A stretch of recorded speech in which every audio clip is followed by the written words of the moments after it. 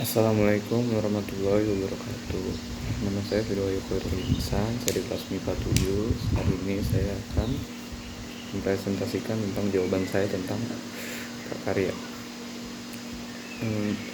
Dari ketiga video yang telah diberikan, saya memilih eco coding karena menurut saya dari tiga video itu yang akan memiliki prospek besar pada bisnis kerajinan adalah eco coding karena sangat berguna dan juga memiliki nilai estetik. Contohnya digunakan tote bag atau kain polos di tote bag atau di kain polos yang tadinya biasa saja dan tidak menarik, tetapi dengan ada teknik eco coding dapat berubah kesan orang yang melihat tote bag tersebut menjadi menarik dan tentu saja memiliki harga jual. Lalu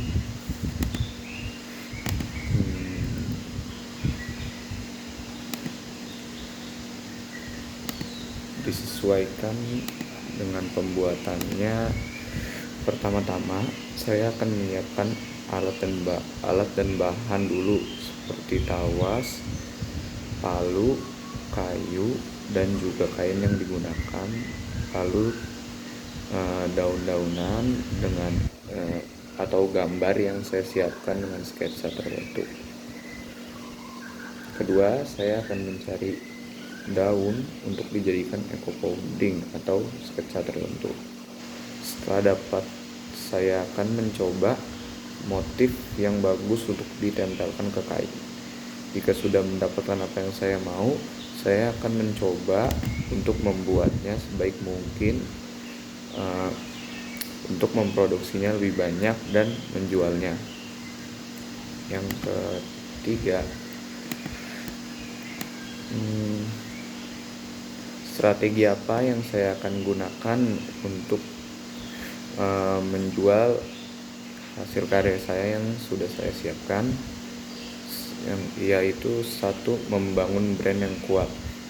Karena ini eco coding, pertama-tama saya akan menjual dulu yang barang saya yang saya sudah dapat, yang saya sudah kerjakan. Lalu saya menjual dulu. Jika sudah lumayan banyak hasilnya, saya akan membangun brand, atau dari awal saya akan membangun brand yang bagus agar kelihatan yang mana punya saya, brand saya, dan brand orang lain. Karena setiap brand tentu kualitas dan kuantitasnya tuh berbeda. Kenapa saya harus membuat brand? Karena merupakan salah satu hal krusial yang perlu Anda bangun dari awal bisnis berjalan, agar dapat memperkenalkan diri ke brand ke calon pembeli. Bisa saja melewat media sosial seperti Instagram atau Facebook dan lain-lain. Lalu yang kedua, membuat logo dan menarik. Setelah kita membuat brand, tentu kita harus membuat logo yang menarik agar customer melihat logonya juga, wah bagus nih. Jangan sampai kita memiliki brand tapi logonya tidak menarik. Karena logo menurut saya, kalau brand itu bagus, juga harusnya logonya itu bagus. Karena bagaimanapun juga logo yang dibuat akan sangat menempel dengan bisnis Anda. Logo yang dibuat harus menarik, menandung, dan dapat mewakili usaha. Lalu yang ketiga, menulis konten sebagai strategi marketing. Contohnya melalui internet, karena zaman sekarang ini sosial media, internet merupakan segalanya untuk saya. Internet merupakan salah satu cara yang paling tepat dalam melaksanakan strategi marketing bisnis Anda. Apalagi jika bisnis kita masih baru-baru, tentu kita harus memperkenalkan lewat internet. Kita bisa membangun brand awareness tentang usaha Anda, sekaligus untuk promosikan produk yang Anda jual, karena itu tidak memakan biaya yang banyak ketimbang kita melakukan iklan lalu dan lain-lain, pokoknya lain-lain deh. Yang keempat, lakukan riset pasar. Tren pasar selalu berubah, jadi kita harus melakukan riset kecil-kecilan. Tujuannya yaitu agar kita bisa memahami kepuasan pelanggan terhadap produk kita.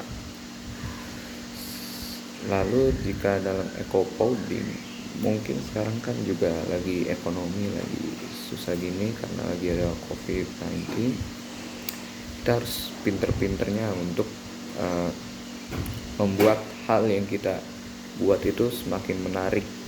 Contoh di sosial media, kita harus mengedit sebagus-bagus mungkin, dan tidak juga produk yang kita buat kualitasnya harus bagus dengan harga yang tidak terlalu mahal juga, karena sekarang lagi kayak begini.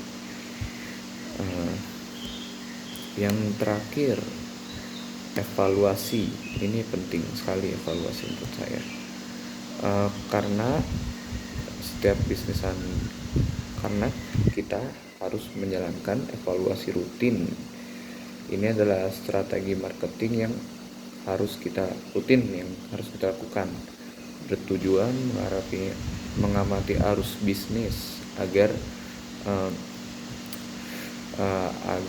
ada peningkatan dan kita dapat mengetahui penurunan atau peningkatan yang kita dapat untuk bisnis ini,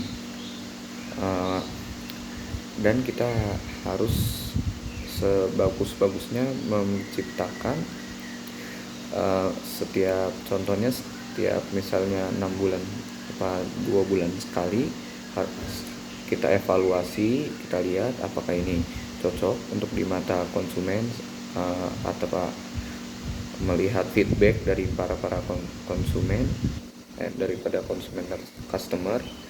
Lalu kita melihat apakah ini cocok.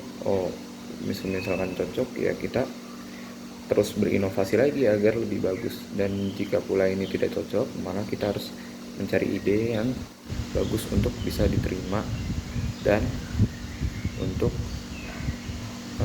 bisa maju untuk kedepannya. Sekian dari saya. Assalamualaikum warahmatullahi wabarakatuh.